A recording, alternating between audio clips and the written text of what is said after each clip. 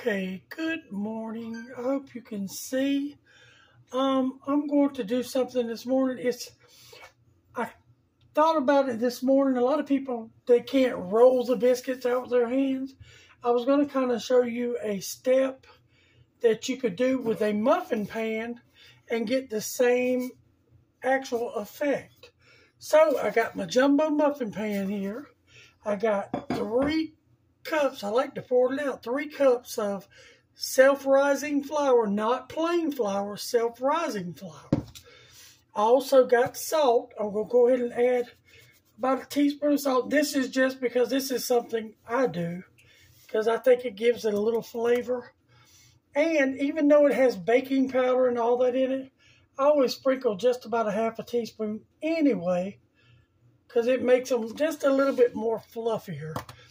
I got a bottle of water just because it was in the refrigerator. It was cold. You can also get you a glass and put some ice in it. Do the same thing. We're going to set this aside for a minute. I'm going to take my muffin pan.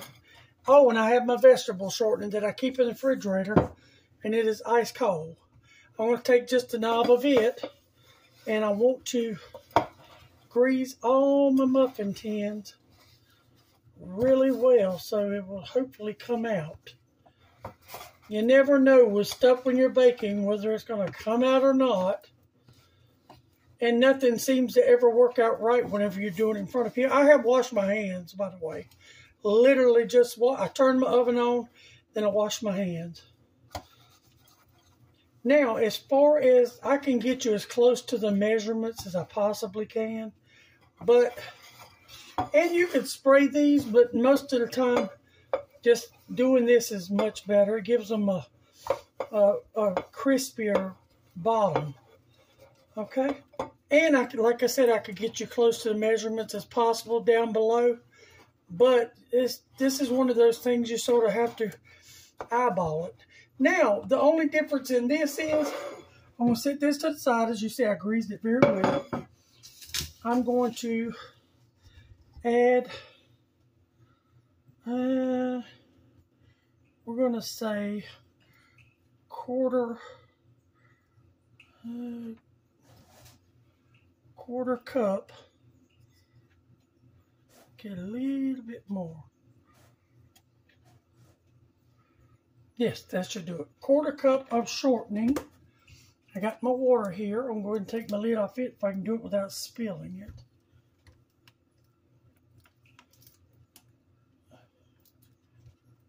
Here we go. Now, before we do our water, we want to cream all of this together.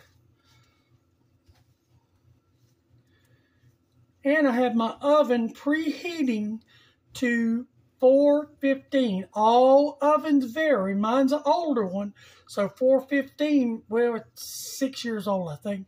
So 415 to mine is where it needs to be. It needs to up it a little bit to get it where it needs to be. If it was a newer stove, maybe 405, 410. But as your appliances get older, they need a little bit more help. All right, I'm going to move that out of the way too, because we're going to use this entire bowl. You just want to do the same as you do with biscuits. You want to break it up in piece sizes.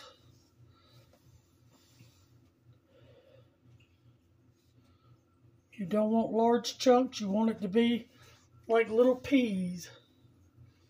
So it'll be all through, and you want that baking powder and that salt. Again, this is self-rising flour. It's not plain. I just add a little salt and a little extra baking powder to it just because it gives it a little more oomph, you know, and makes it a little fluffier. And my grandmother used to do it when she had it. She would add a little extra. All right, I think we're ready to start creaming this in, and it probably will take this whole thing. And it's going to be kind of a sticky texture. It won't be rolled out like our normal thing is. And may have to add a little bit more water. And I could have, after I got my shortening cut in, I could have used a spoon, but I think we're going to be okay. Yeah, we're going to have to use this whole bottle. Because you want it to be, to all be creamed in good together, but you do not want it quite as firm as you do when you're rolling biscuits out. And you will see why in just a moment.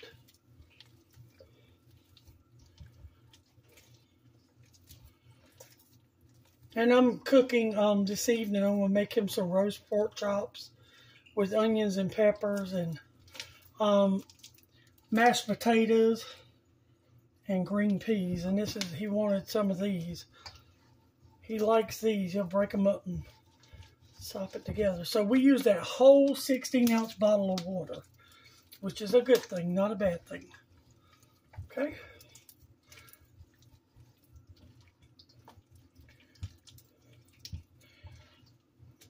And I can still feel the pea-sized shortening because we did not break it up and we used ice cold water. All right, now I'm going to wash my hands right quick in just a moment.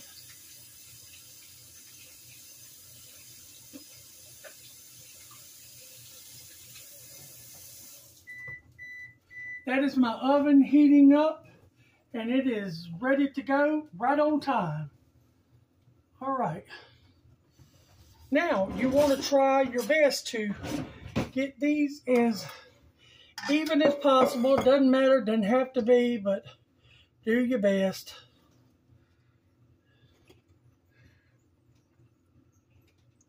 What I do is I add some to it like that, then I'll go back and even it out.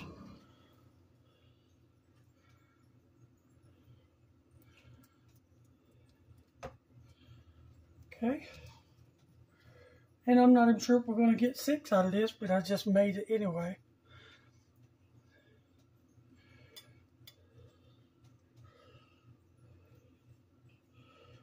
Okay.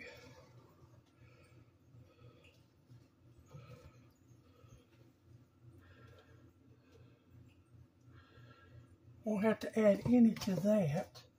I'm going to go back while I got some and add just a skosh to that and to that one.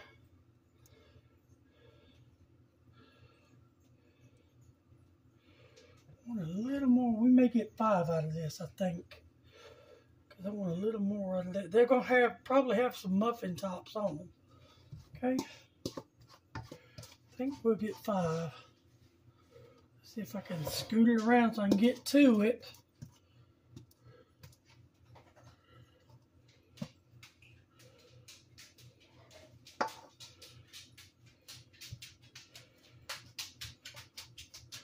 Stella you heard me in the kitchen, Stella, and come to see what I was cooking. All right, let me set this to the side. We're going to clean it up a little bit.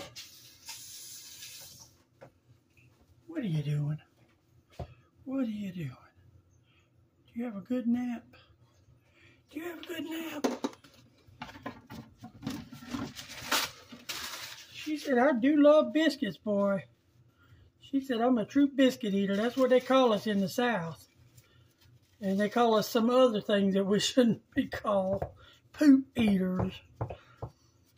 All right, these are going to go in my oven, which is, again, 415, and ovens vary. You have to play with your oven to figure out what it is and what you want it at. I'm going to clean most of that oil out of there because we're not going to use it. I don't want it to burn my pan up.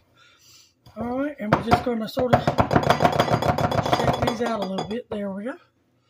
All right, I'll bring you back.